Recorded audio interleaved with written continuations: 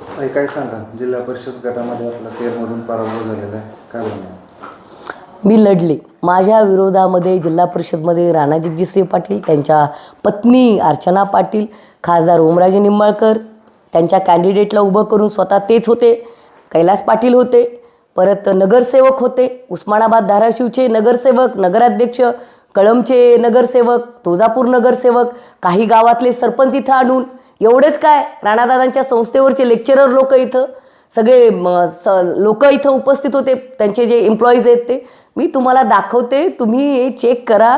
एवढी सगळी यंत्रणा आणि अमाप पैसा हे सक्षणाच्या विरोधात उतरवलं गेलं. एकच अजेंडा, सक्षणाला पाडा.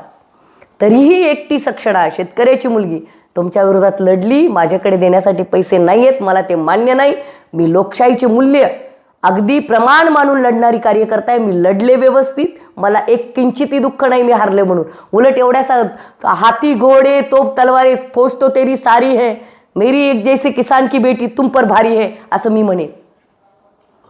आपण जे वक्तव्य केलं होतं त्याच्यामुळे हा फटका बसला असं देखील चर्चा. मी जे वक्तव्य केलं होतं ते 2025मध्ये ऑगस्ट 2025मध्ये मी असं वक्तव्य केलं होतं की मंडल आयोगामध्ये VP सिंग जेव्हा पंतप्रधान होते आणि राज्याचे मुख्यमंत्री जेव्हा शरदचंद्र पवार साहेब होते, तेव्हा वंचित शोषित घटकांसाठी ज्या 400+ घटक आहेत, ज्या जाती आहेत, त्यांच्यासाठी मंडल आयोग आहे. कुठेतरी त्या गोरगरिबांना ग्रामपंचायत, पंचायत समिती, जिल्हा परिषदला तो हक्क मिळाला पाहिजे, म्हणून त्यांनी लढलं पाहिजे. त्या जागी जर तुम्ही शिक्षणाचा, नोकरीचा तुमचा विषय बाजूला ठेवून राजकीय अजेंडा तुम्ही चालवत असाल आणि कुणबी OBC म्हणून निवडणुका लढवत असाल, त्या लोकांनी कुठे लढायचं?